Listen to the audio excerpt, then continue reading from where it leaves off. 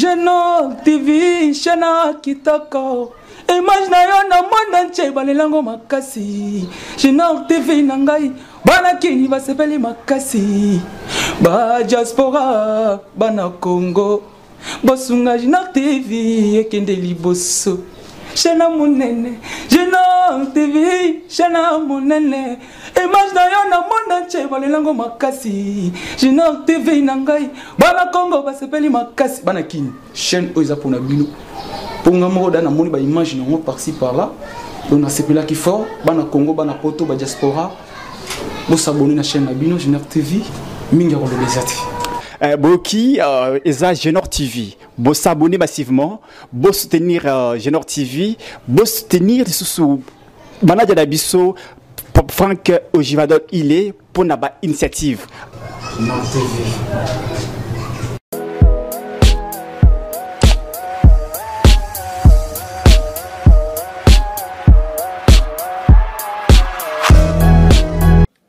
Après avoir distribué des semences telles que maïs, arachide pour la grande saison agricole ou saison A dans les plusieurs villages environnants de la ville de Kananga, notamment Mulambachitadi, Katolekamenga, Dipanda, Timbundu et Timpidingé, la fondation Mulamba Ngalula Blandine est aujourd'hui au petit pas dans les mêmes objectifs de soutenir le président de la République, Félix Antoine Tshisekedi Tshilombo, dans la lutte contre la famine. Innocent Nindou, coordonnateur, parle de la fondation Mulamba Ngalula Blandine. Souvent, je suis en train de dire ceci, selon nos objectifs. Normalement, le premier nous dit nous luttons contre la malnutrition et la pauvreté. La fois passée, je dirais la semaine passée, j'étais à Mukunga, à Beyampassou, et puis j'étais du côté de Mwambambouyi. Je suis parti partout là, c'était toujours en distribuant des semences. Nous sommes venus aujourd'hui ici pour distribuer des semences. Vous savez que nous sommes pendant la grande saison où les gens s'aiment. Alors il fallait normalement que tout le monde puisse participer dans ces projets. On est venu, nous avons acheté du maïs, nous avons acheté des arachides, du fait qu'on puisse venir quand même donner aux personnes les plus vulnérables, les plus négligées de la ville de Kananga. C'est ça notre mission ici. Nous sommes en train de, vous savez, nous sommes venus parce qu'il y a un principe qui dit faire quelque chose pour moi, sans moi, c'est être contre moi. Nous sommes venus du fait qu'on puisse d'abord prendre normalement les idées, connaître, participer avec eux dans une réunion, connaître quels sont des besoins normalement appropriés qu'ils ont. C'est pourquoi nous sommes venus, nous avons essayé de parler avec la communauté. Alors nous avons quand même des projets que nous allons mettre sur le terrain.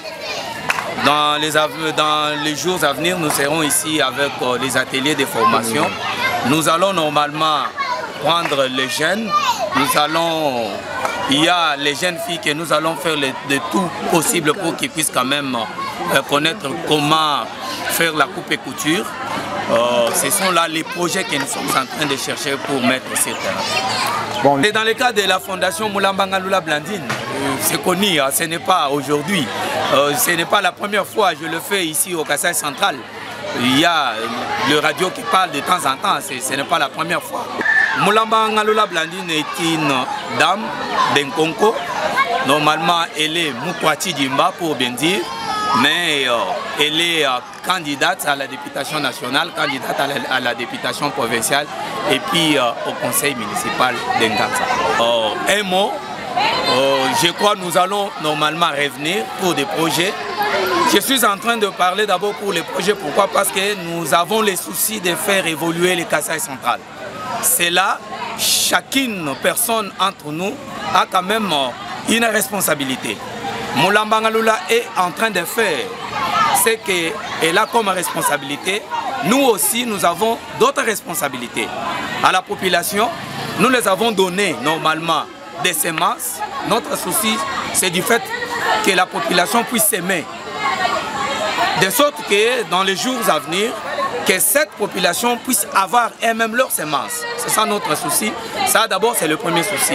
Le deuxième souci, le président de la République est en train de dire qu'il fallait qu'on change la classe politique. Je sais que je ne suis pas là, peut-être pour faire la campagne, parce que ce n'est pas encore le temps. Le temps viendra où je serai encore avec eux. Je leur demande que l'amour du pays, l'amour de la province, du fait qu'on puisse tous faire évoluer notre province qui est la province du Kasaï central. Joyeux de cet acte, les bénéficiaires de cette partie de la ville expriment leurs sentiments.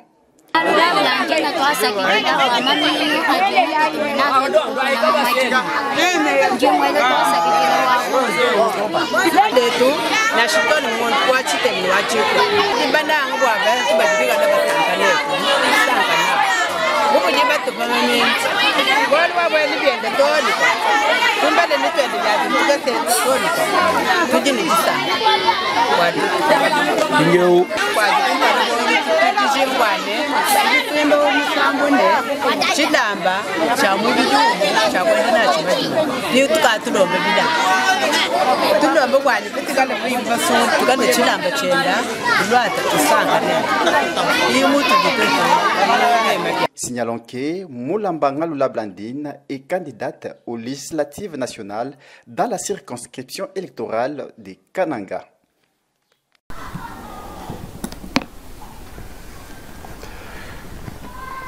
Napesi bino mbote na ile so sumbango na plateau pona ko lobela yango comme d'habitude toza na plateau ya to lobela yango neto mesana ko lobela makambo oyo le kakana mboka na biso e de frère chronique oyo elobisaka na bababa to yaka na plateau to lobela yango pona ko lobela yango donc eza plateau auto abordaka ba question ebele to lobela makambo ebele mais objectif na biso ya liboso eza pona ko orienter population oyo eza manipulé na ba politicien ya mauvaise foi o bayebi bosolo bayebi pena vérité ke yango yo bayebi ke makambo yo totanga ngo na classe boye mais le fait que baza besoin na pouvoir il faut ba diaboliser muto za na pouvoir ba tort de sens nango ba bandiko attaquer donc biso to yaka siko pona ko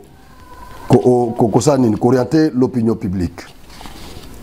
Bon, tu kolanda reportage il y a Fondation Moulamba Blandine Ngaloula bandeko na baza proposer moba action ya malamu na province ya Kasaï central.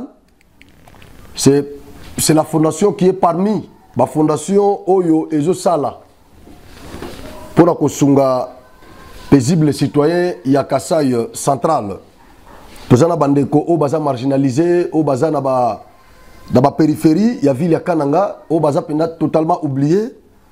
Mais fondation Moulamba Blandine et landaka bandeko wana pona ko sunga bango baza ko sala ngo pona ko soutenir misala ya chef de l'état. Ba fondation belé et qui la met na Kananga ka pona élection pour la élection mais bango quand même banda déjà action na bango banda kala je crois bolanda landa bango déjà na Génor TV depuis longtemps avant que tu masolo ba élection. Alors tous a besoin na ba fondation ndenge wana bande ko nyoso baza na mitema malamu bocha bango poa fondation ebika kana mo ba subvention uchemo liboko na poche utindi pe mo eloko ko soutenir ndeko Blandine Ngaloula o ya zape moko ya ba candidat na législative nationale. Merci beaucoup. Ndena otuko loba toya opona kolobela yango na pesi bandeko nyonso o balanda kabiso ba fidèle téléspectateurs ya Génor TV bambote ebele bozana ba bus ozana ndaku ovandi na mama pembeni ovandi na mwa bar ozomela mwa moko ozomela mwa sucré mwa jus ozolongola mwa bouchon bino nyonso na pesi bino mbote na tombeli bino moka koso toza peme na maponomi toza kobeta kobwa kambela pona ko fongola miso ya bakongomani parce que tobi ke ba politicien a soloka ya mitema mabe bayebele baza ko tenir ba discours ya haine pona ko tutisa ba congolais mitu ko bundisa mona mboka Tshisekedi na maimanso akosala pona engumba ya Congo.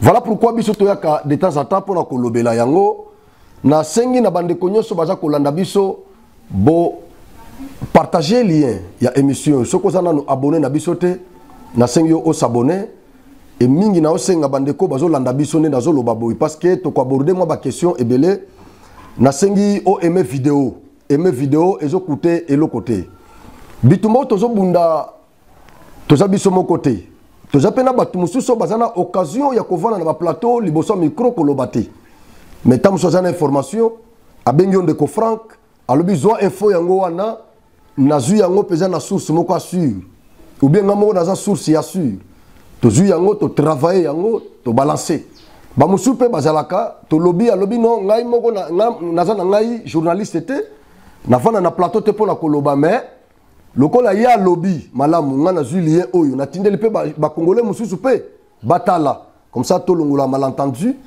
ba confusion mo ba équivoque na mitu ya bande ko na biso ba congolais au baza intercepté au baza dérouté na ba politicien ya esprit mabe bande ko ba kolanda biso na radio Sanga comme d'habitude to pesa bino numéro pour nous poser ma question na bino au lieu de déranger Victor de déranger Jeff Kingoma botu na ba question parce que nous sommes là pour vous nous allons tout ça la côte au vent de la kawa et pour na ba congolais nous sommes là pour vous voilà pourquoi na pesa ka numéro selon de bosenga biso to bando pesa numéro de sorte que beaucoup en contact na biso tout ça na 082 42 47 635 082 42 47 635 097 00 44 671 097 00 44 671 voix eza ya ndeko na bino Frank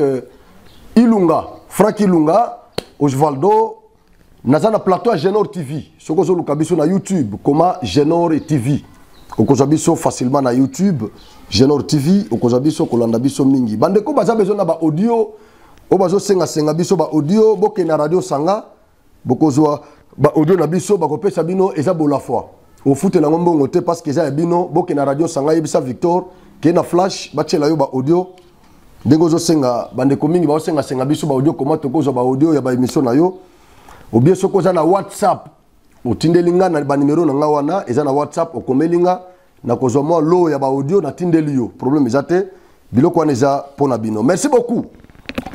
Nayoki batu batake Adolphe Muzito batu batake Adolphe bamusu bafingiye oto yebaki kaka ke Adolphe Muzito pour finir akorouler pour na Tshisekedi discours ya Adolphe Muzito échangé Muzito akomi kokumisa Tshisekedi akomi kokumisa gouvernement ya Tshisekedi mais écoutez Muzito d'abord c'est un économiste Muzito est un fonctionnaire ya l'État Azana matricule.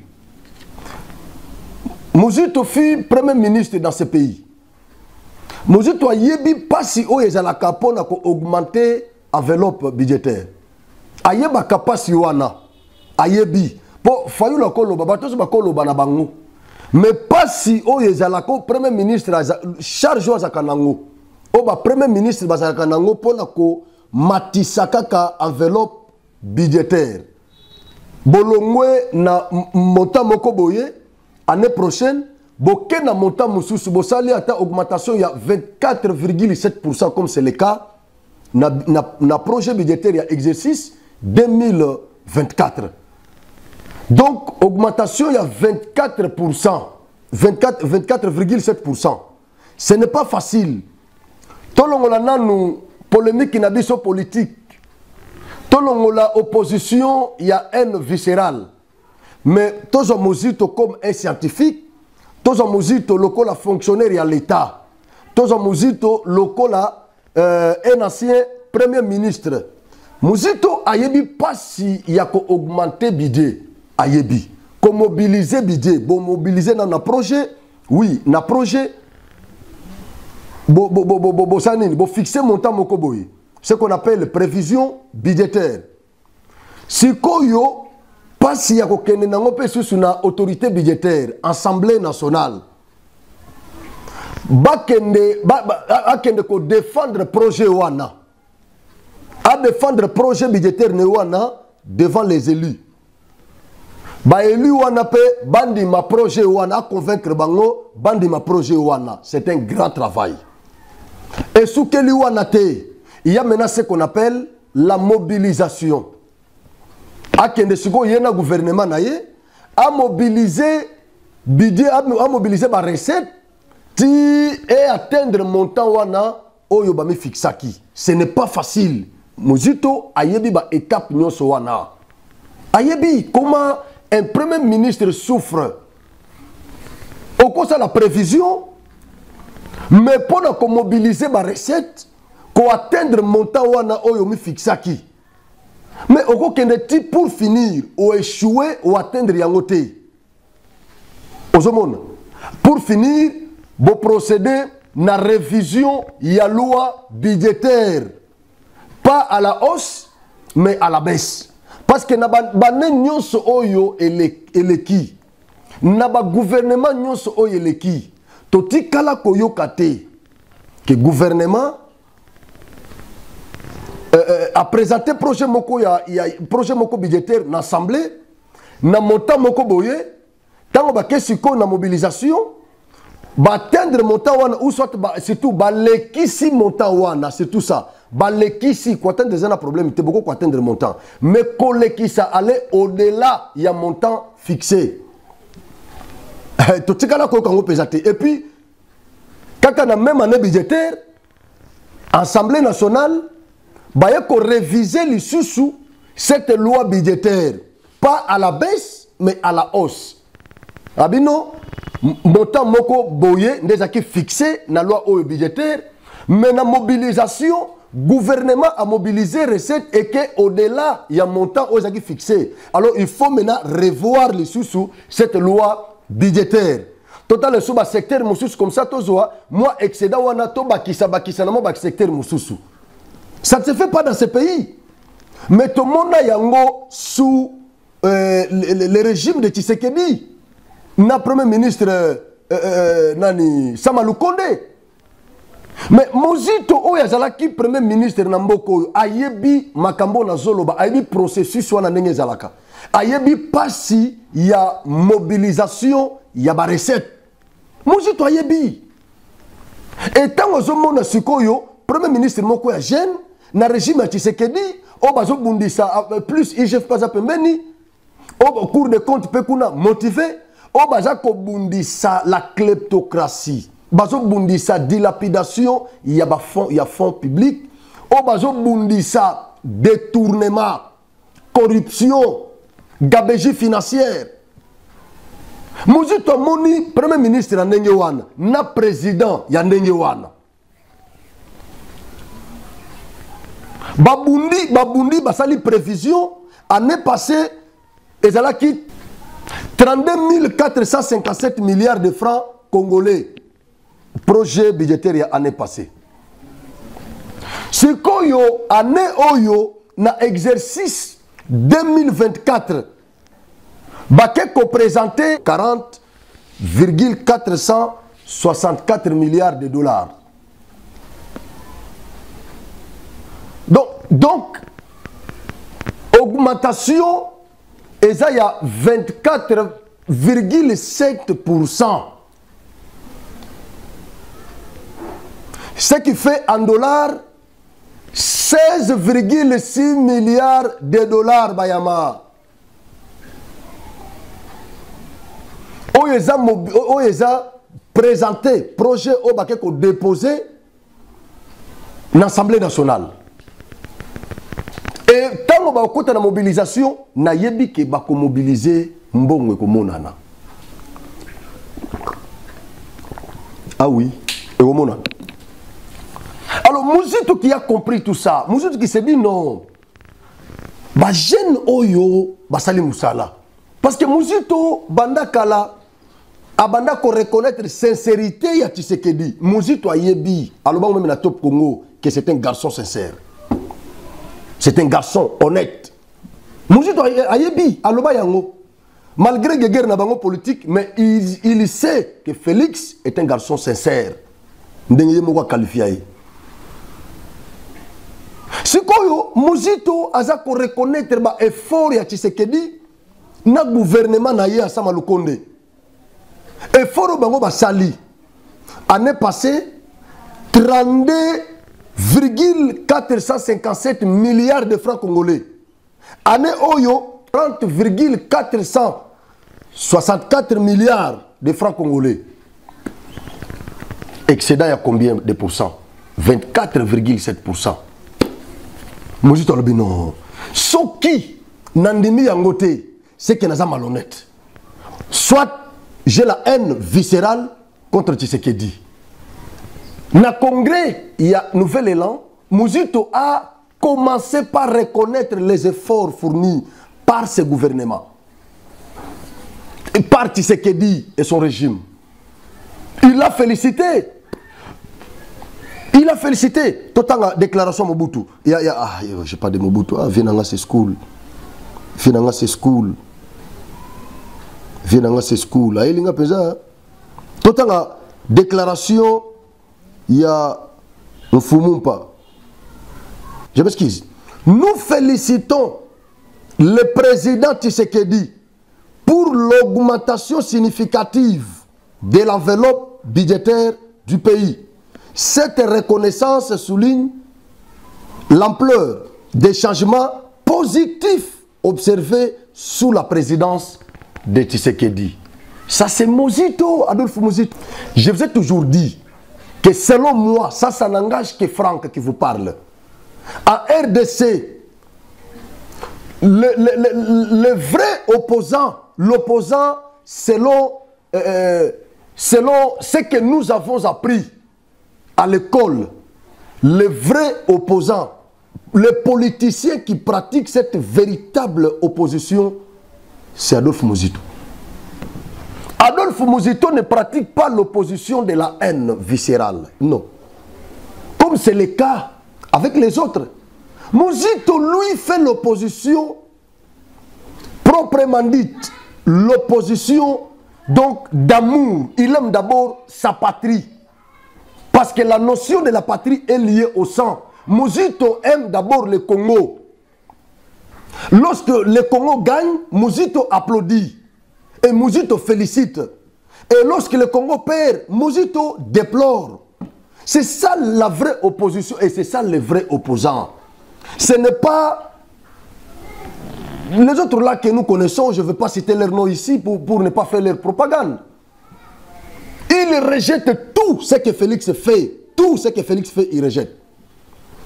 Je viens de vous dire que Mozito était Premier ministre. Mozito connaît bien. Il sait cette souffrance-là. Il connaît. Pour mobiliser les recettes, Mozito connaît la souffrance.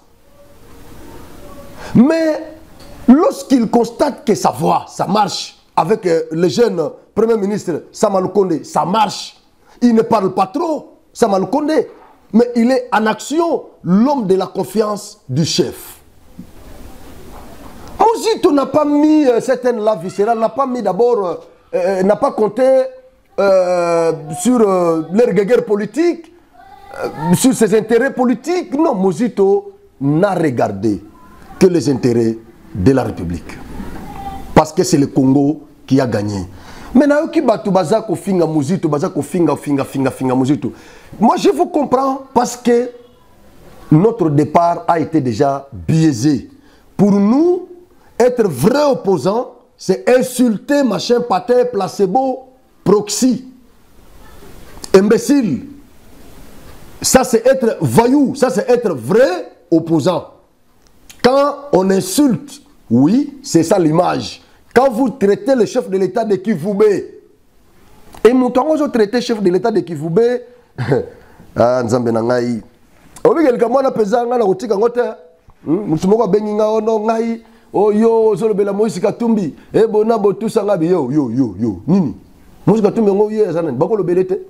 Tseke ndinde obino boko finga Kivoubé. Obeko finga Kivoubé total bino to betela bino maboko parce que Moïse aza mundele, Tseke aza noir. Hein? Mutongo zo finga Tseke di Kivoubé. To betele maboko. Parce que yaza mundele, Tseke aza noir.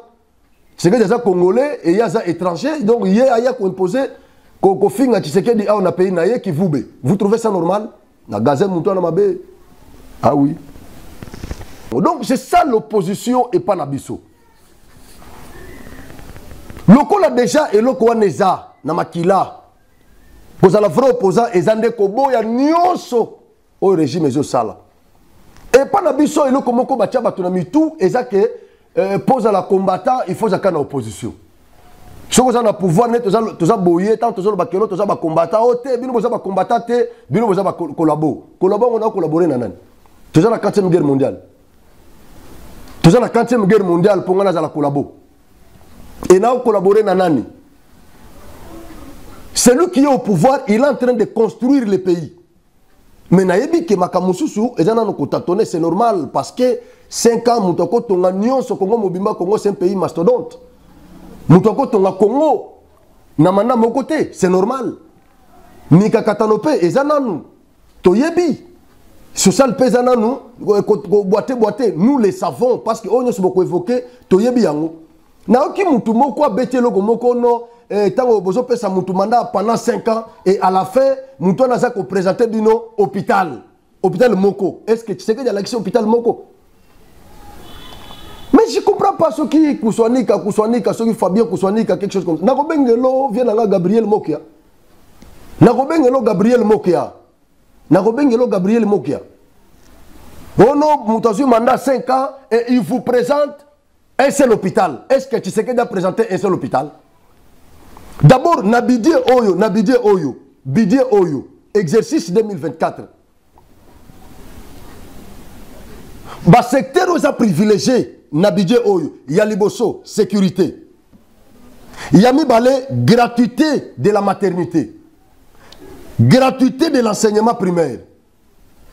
Et puis, le projet du développement des 145 territoires. 4 secteurs Oyo. Yangone Bidje Wana Pesa et Vandeli.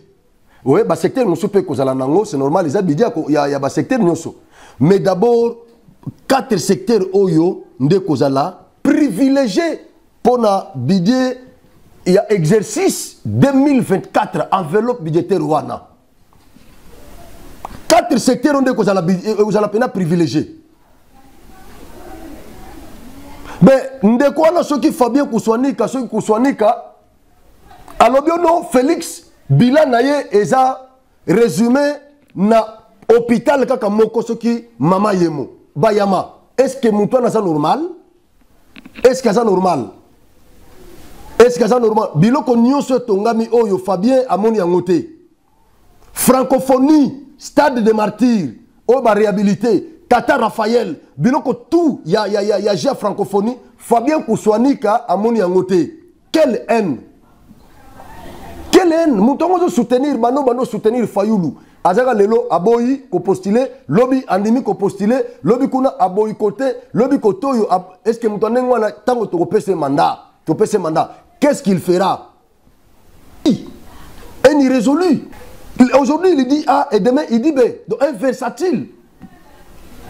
Et quelqu'un comme ça, nous allons prendre ce pays gigantesque, scandale géologique. Et nous allons donner à quelqu'un comme ça, irrésolu, Fayoulou, pour qu'il fasse quoi avec? Mais Kouswanik a dit que Tshisekedi n'a présenté que l'hôpital après 5 ans. Bozan mité mamabé. Bozan de esprit mabé, vous, le problème c'est que vous n'aimez pas Tshisekedi. Même si vous ne l'aimez pas, mais nous sommes là. Les Congolais l'aiment. Oh, Mouzito, traître. Qui vous a dit que pose à la combattant, pose à la vraie opposant, il faut kaka au rejeter Nyonso? Qui vous a dit ça? Qui vous a dit ça? Armée Nabiso Yangwana et Zomata en puissance. Modèle à bateni à Sika. Vous n'en parlez pas. Félix Azobunda Siko na minute, je crois, qu'on a évoqué un deuxième numéro na Kosala. On a évoqué un deuxième numéro. Merci. Tout le temps, on a deuxième numéro. On a évoqué ma question. Merci beaucoup. Alors, on a 5 na bandeko ya Sanga. Bazo numéro na biso eza 04 bande konyo so bakola na biso na ba radio. O baza besoin na numéro na biso toza na 082 42 47 635 082 42 47 635 eza ndeko Frank Ilunga 097 00 44 671 097 00 44 671 Nassima, c'était l'œuvre de Florent Kassonga. Na plateau, c'était votre frère Frank Ilunga. Merci beaucoup. Tokomi Nasuka, Topesibino, merci. Tokuta na deuxième numéro. Tokolobelape Makamwebele. Merci.